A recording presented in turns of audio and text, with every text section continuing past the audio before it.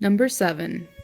TJ Oshi and Jonathan Toews. Before they were playing for rival teams internationally and professionally, Toews and Oshie were actually on the same side, as they both played college hockey for the University of North Dakota's Fighting Sioux.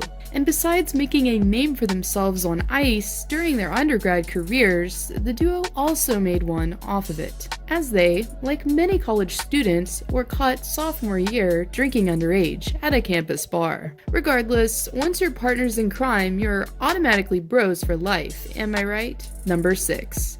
Artemi Panarin and Vladimir Tarasenko. Prior to coming overseas to play on hockey's biggest stage, these two spent time playing together in the 2011 World Juniors and shared the experience of winning gold for their country. Not long after, the two would meet again and were also teammates in the KHL while playing for the SKA St. Petersburg during the 2012-13 season. Tarasenko left that summer as he was drafted by the St. Louis Blues, but even then, he was lobbying management to sign Panarin to play alongside him. Even though I'm sure the Blues eventually regretted not signing the winger, the Breadman would later make a name for himself on a rival team in Chicago. But even still, the two were able to play together once again during the World Cup in 2015. In the same year, Panarin could be seen attending his good friend's wedding and even cutting in for a dance. Number 5. Nicholas Backstrom and William Nylander. Possibly one of the most different types of bromances featured, these two originally met through Nylander's father Michael, who was playing in the NHL while son William was still in grade school. Nicholas was first introduced to the family shortly after arriving in the States as a 19-year-old with no nearby family and no place to go. End result, the Nylanders took in the young forward, and from there, William became acquainted with the superstar. Backstrom quickly became part of the younger Nylander's life as he would spend time babysitting, picking him up from school, and frequently playing ping pong. After school we did a lot of stuff. We played ping pong. Michael was better than me, he always beat me, so I had to play against the kids to get my confidence up, Backstrom says. Now that I think back, Nylander says, to how crazy it was to have a guy like that at your house all the time. We looked up to him, like our dad was boring and he was the cool guy. A decade later, the two became line mates for Team Sweden in the 2017 World Championships, while winning gold for their country and interrupting each other's post-game interviews. Number 4.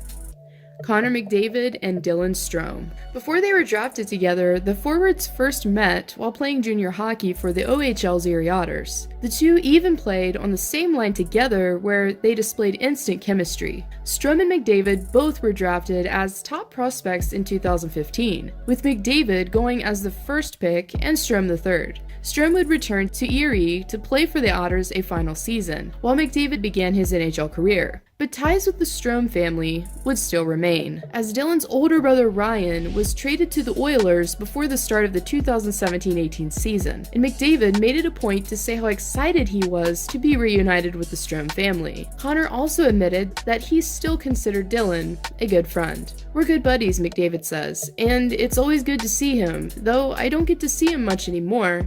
He always keeps it light, and we always have a good time." Number 3. Steven Stamkos and PK Subban.